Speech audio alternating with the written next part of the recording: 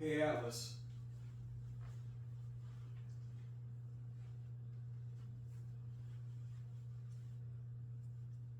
What's my morning look like? Good morning, Jeffrey. I've put your morning briefing up beside me. It's rainy out now, but should warm up later. Your calendar's open for the day, but don't forget you have a haircut at 3:30. Some toys are on the way, and the business security looks good, so enjoy that coffee. What's on your mind? I'm about to head to the gym. How's my gym fit look?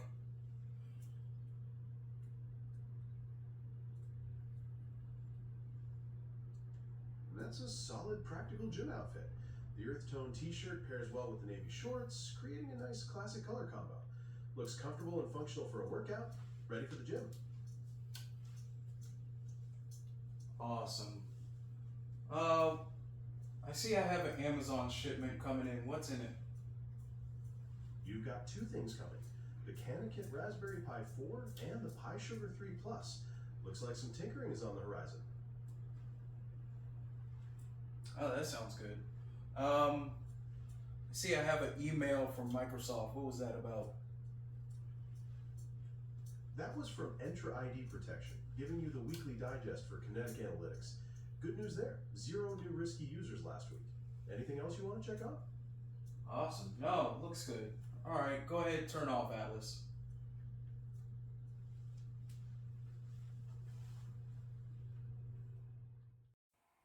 So, what you just watched was me and Atlas. First thing this morning. Real, no edits, no second takes. I asked it what my day looked like, and it ran down my calendar, the weather, even reminded me I have a haircut at 3:30. Then I asked how my gym clothes looked. It looked at me through the camera, critiqued the outfit. Then it pulled an email for me and checked my business security. And it did exactly what it's supposed to, nothing more. That's the part I want you to sit with. Nothing here malfunctioned. Atlas worked the way I built it to, start to finish. So this isn't a conversation about AI going wrong. It's about AI going right and what that puts in the hands of one machine. Yeah, and honestly, that's the part that gets me because it was genuinely impressive and it still made me nervous. And not because it slipped up anywhere, it didn't. It's everything it just quietly touched that got me. Yeah, well, that's exactly why you're here. I'm Jeffrey Reynolds. This is Bridging the Gap, where corporate safety office meets the front lines and neither side has the whole picture. That voice is Dr. Priya Desai. She builds these systems for a living. And then she's the one companies call when the system does something nobody planned for. Priya, give folks the one line version. Sure.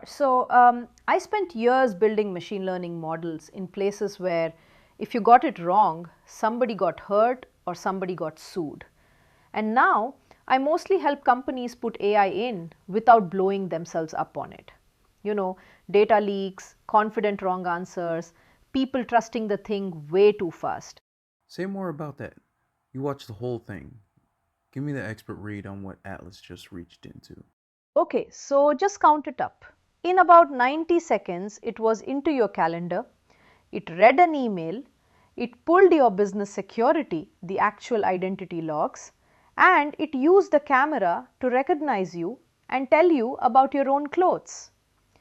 That's your inbox, your security stack, and your face, all sitting inside one assistant.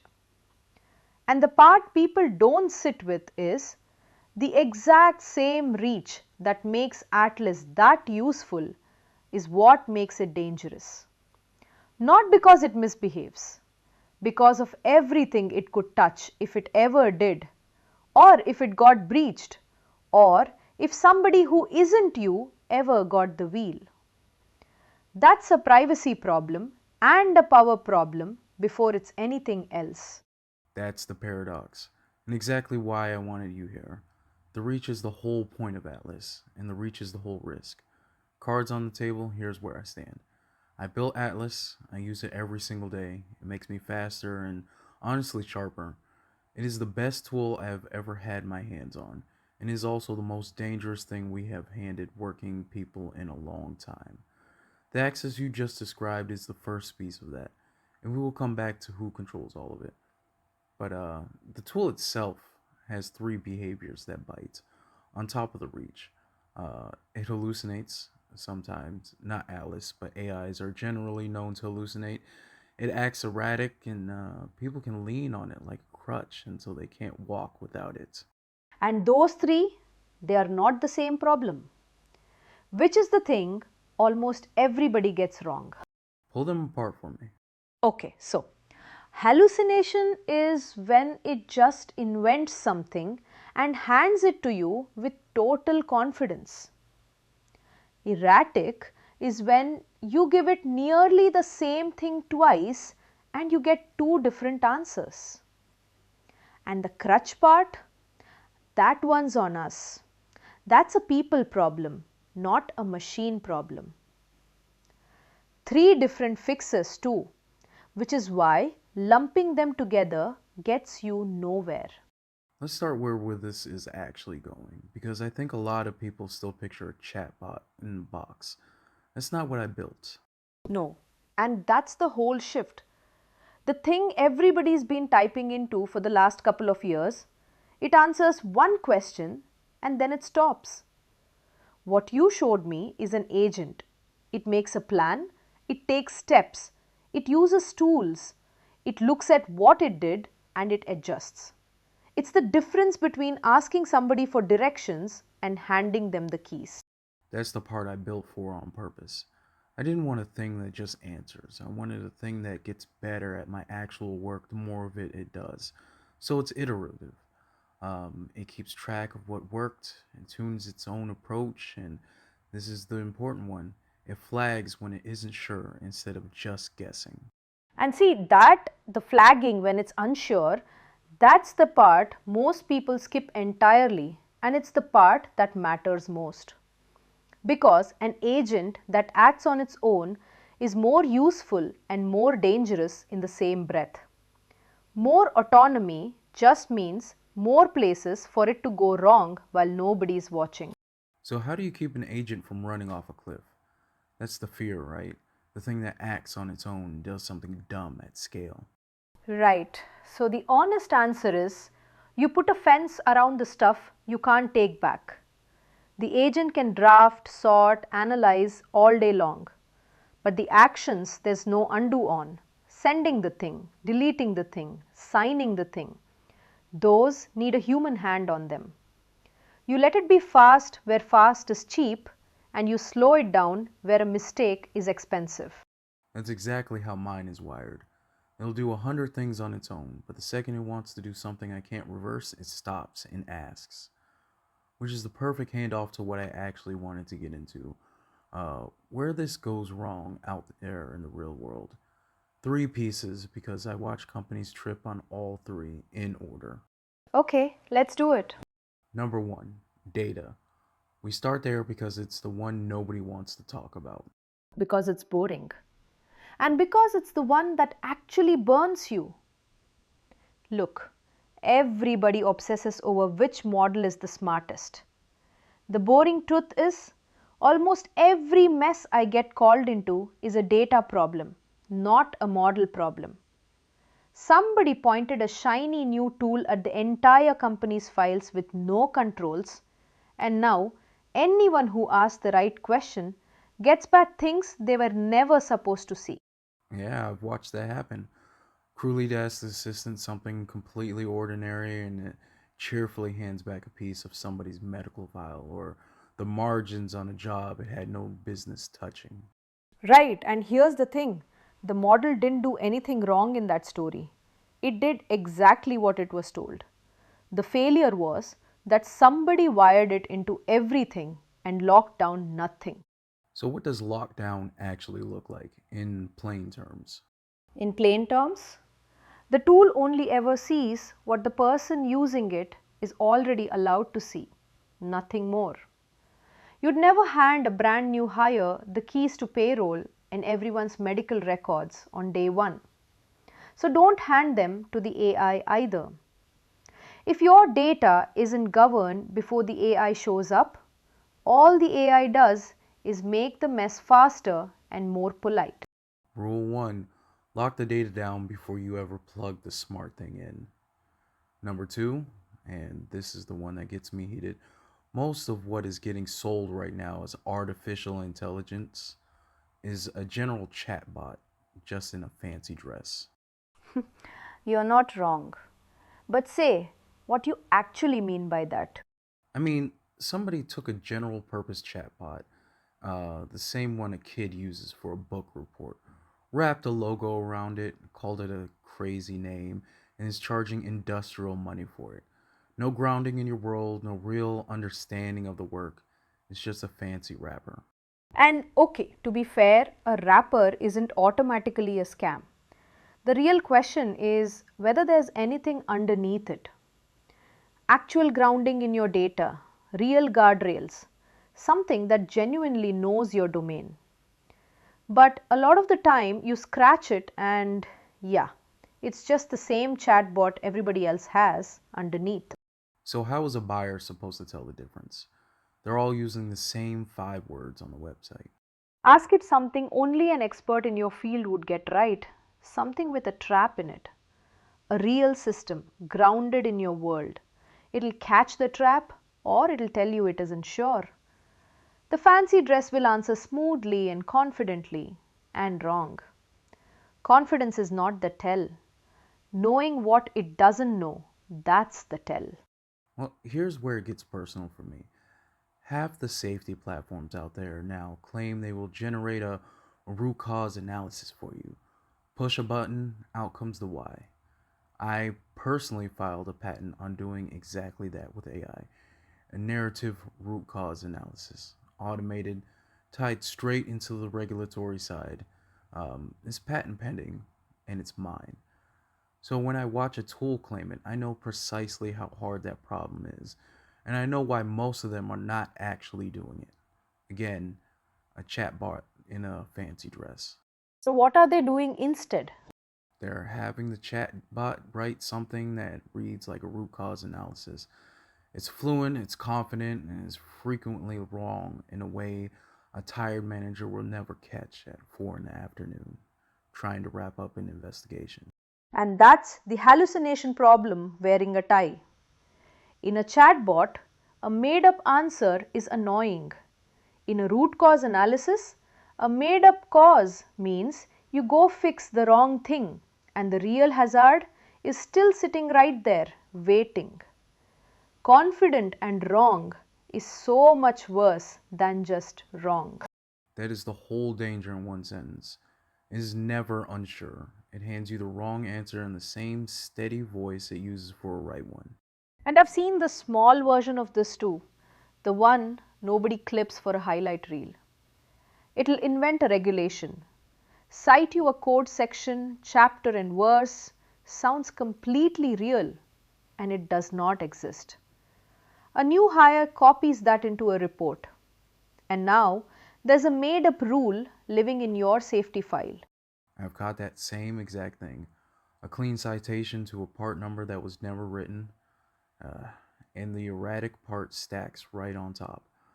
Run the same incident through twice, change one word, and you can land on 2 different root causes. Right, and if you don't know that's even possible, you think you've got a system. What you've actually got is a slot machine with really good grammar. Number 3, and this one's the sleeper. The one we'll be paying for in 10 years. Used wrong, this stuff quietly robs people of the thing that made them good in the first place, their own reasoning. Yeah, and okay, I want to be careful here because the AI is making us all dumb headline is lazy and I don't love it. But there's a real version underneath it. If a young engineer never has to struggle through a hard problem, never has to sit in the not knowing for a while, they don't build the muscle. The struggle is where the skill actually comes from. Skip it every single time and the muscle never shows up. Oh, I see it on the front line already. Uh, you've got new supervisors who can generate a flawless looking toolbox talk in 10 seconds, and then can't tell me why a single line of it matters to the crew standing in front of them. Same thing with emails. They look great, they read great, but those words aren't really theirs. Right, because he outsourced the thinking, not just the typing. And here's the part that should genuinely scare people. The tool is good enough now that you can coast on it for a really long time before anybody notices you stopped thinking. And by the time it actually matters, the moment you needed the judgment, it's already gone soft. So that's my three: data you never lock down, a chatbot in a costume, and a workforce slowly forgetting how to reason for itself. All right, talk me off the ledge, because I genuinely do not want people walking away from this thinking the move is to avoid the tool, avoid AI at all costs. No, God, no. The move is absolutely not to avoid it. That ship has sailed. The reframe I give every client is this: it's a multiplier, it is not a replacement. Pointed the right way, one person can see and cross check and decide like a whole back office used to. And that's not a sales line. I've watched it happen in rooms that used to take 10 people. Give me what that looks like on the ground, concrete. Okay, so one safety lead, right, who used to cover 3 sites and basically drowned in paperwork. You give them a tool that's grounded and governed, it reads every report that comes in, it surfaces the 3 things that actually look dangerous this week. And now that one person is covering all 3 sites with their attention on what matters instead of on the filing. They didn't get replaced, they got reach. That's exactly what mine does for me. It does not replace my judgment. It hands me far more to judge with, far faster. The judgment is still mine, the decision is still mine. And that right there, that's the whole line. Multiply the judgment, don't hand it over.